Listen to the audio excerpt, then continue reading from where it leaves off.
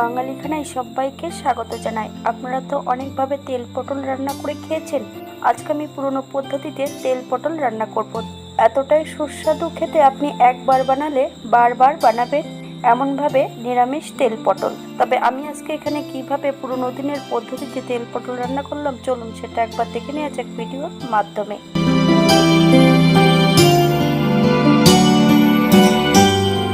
তেল পটল করার জন্য অবশ্যই পটল নিতে হবে, তাই এখানে আমি 400 গ্রাম পটল বেশ পরিষ্কার করে রেখেছি। খোসাগুলো কিন্তু আমি হালকা হালকা করে রেখেছি, আর পটলের চারধার থেকে হালকা করে কাট করে দিয়েছি। আপনারা আপনাদের পছন্দ মতন পটলগুলো কেটে নেবেন। এই পর্যায়ে একটা কড়াইতে অল্প করে সর্ষের তেল অ্যাড করব, সামান্য একটু হলুদ গুঁড়ো। মিডিয়াম আঁচে বেশ হলুদ গুঁড়োটা দিয়ে ভালো করে তেলটাকে গরম করে নিতে হবে। তেলের যখন রংটা চলে আসবে তখন কিন্তু পটলগুলো অ্যাড করতে হবে। মিডিয়াম আঁচে পটলগুলোকে বেশ ভালো করে ভেজে নিতে হবে। তবে আপনারা আপনাদের পছন্দ মতন পটলগুলো ভেজে নিতে পারেন। সম্পূর্ণ বাঙালি রান্না, ঘরোয়া উপকরণ দিয়ে। রান্নাগুলো যদি পছন্দ হয় তাহলে চ্যানেলটি সাবস্ক্রাইব করে দিয়ে পাশে থাকবেন।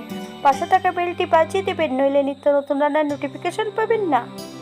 এই পর্যায়ে আমি পটলগুলো কিন্তু ভেজে নিয়েছি। পটল ভাজার সময় কিন্তু নুন অ্যাড করবেন না, তাহলে পটল থেকে নিজস্ব জলটা বেরিয়ে গেলে পটলগুলো কিন্তু আর ভাজা হবে না, সেদ্ধ হয়ে যাবে।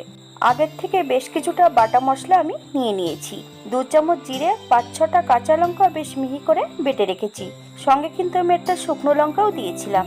আপনারা পছন্দ করলে কাশ্মীরি লঙ্কার গুঁড়োটাও অ্যাড করতে পারেন। এই পর্যায়ে অ্যাড করব 1/2 চামচ হলুদ গুঁড়ো, 1/2 চামচ নুন। আপনারা স্বাদ অনুসারে নুনটা অ্যাড করবেন। 2 চামচ সর্ষের তেল। তেলের পরিমাণটা আপনারা বুঝে শুনে অ্যাড করবেন। এবার খুব ভালো করে মিশিয়ে নিতে হবে। ঠিক এমনভাবে মিশিয়ে নিলেই হবে।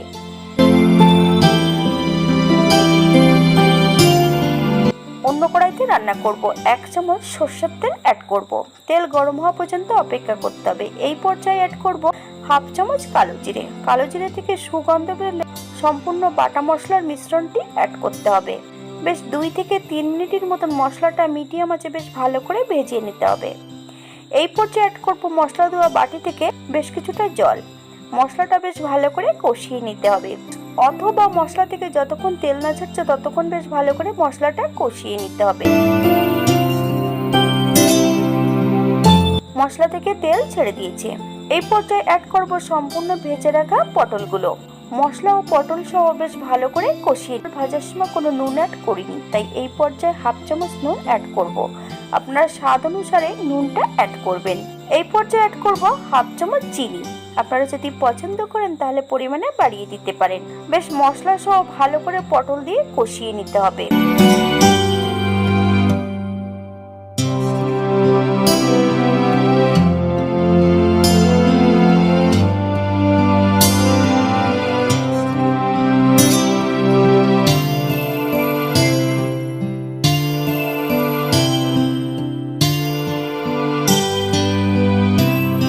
এই পর্যায়ে অ্যাড করব 1 বাটি ঈষদুষ্ণ গরম জল, সঙ্গে 4-5টা কাঁচা লঙ্কা আমি ফালি দিয়ে অ্যাড করেছি। তবে আপনাদের যতটা গ্রেভির প্রয়োজন আপনারা ততটা জল অ্যাড করতে পারেন। এই রান্নাটিতে খুব বেশি কিন্তু জলের প্রয়োজন হয় না, রান্নাটা কিন্তু শুকনো শুকনো হবে। যেহেতু তেল পটল ভরেছি, পটল থেকে কিন্তু হালকা তেল থাকবে পটলের গায়ে, ঠিক তেমন ভাবে রান্নাটা করব। এই পর্যায়ে অ্যাড করব 1 চামচ গোটা পোস্ত, বেশ মিহি করে বেটে নিয়েছি। তবে পোস্ত বাটার সময় একটা লঙ্কা দিয়ে বাটলে পোস্তটা কিন্তু রংটা সাদাই থাকে।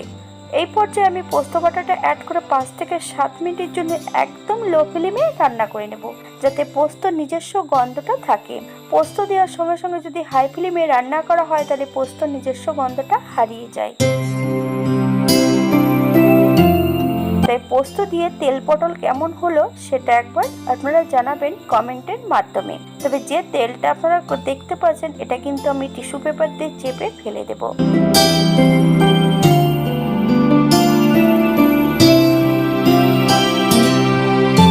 এই পর্যায়ে পটল থেকে তেল ছেড়ে দিয়েছে। গ্যাসের ফ্লেমটা অফ করে দেব। এই পর্যায়ে অ্যাড করব 1 চামচ কাঁচা সর্ষের তেল। আপনারা যদি পছন্দ করেন তাহলে পরিমাণে বাড়িয়ে দিতে পারেন। গ্যাসের ফ্লেমটা অফ করে দিয়ে 5 মিনিটের জন্য স্ট্যান্ডিং টাইম দেব, তারপর সার্ভ করব। আপনারা যারা পেঁয়াজ রসুন পছন্দ করেন তারা অবশ্যই পেঁয়াজ রসুন অ্যাড করতে পারেন, তবে পেঁয়াজ রসুন অ্যাড করলে তার স্বাদটা কিন্তু সম্পূর্ণ আলাদা থাকবে, আর এটার স্বাদটা কিন্তু সম্পূর্ণ আলাদা। মশলা কিন্তু যত কষাবেন তরকারির স্বাদটা কিন্তু ততটাই বেড়ে যাবে। এটা দেখতে যেমন ভারী সুন্দর হয়েছে, এটা গরম ভাতে, পোলাও, জিরা রাইসের সঙ্গে অসম্ভব ভালো লাগবে। আপনারা বাড়িতে একবার একই পদ্ধতিতে বানিয়ে নেবেন। যদি হাতে সময় থাকে তাহলে একটা লাইক, কমেন্ট, শেয়ার করবেন। আজকের তেল পটলটা কিন্তু আমার মায়ের রেসিপি। আমার মা ঠিক এমন ভাবে তেল পটল রান্না করতো, তাই মা বেশিরভাগই জিরে দিয়েই রান্না করতো। আমি আজকের মধ্যে একটু পোস্ত দিয়েছি। আজকের ভিডিওটি এই পর্যন্ত। সবাই সুস্থ থাকবেন, ভালো থাকবেন। অন্যদিন নতুন রেসিপি নিয়ে আপনাদের সামনে আবার আমি হাজির হব। নতুন ও পুরনো সকল বন্ধুদের অসংখ্য ধন্যবাদ ভিডিওটি দেখার জন্য।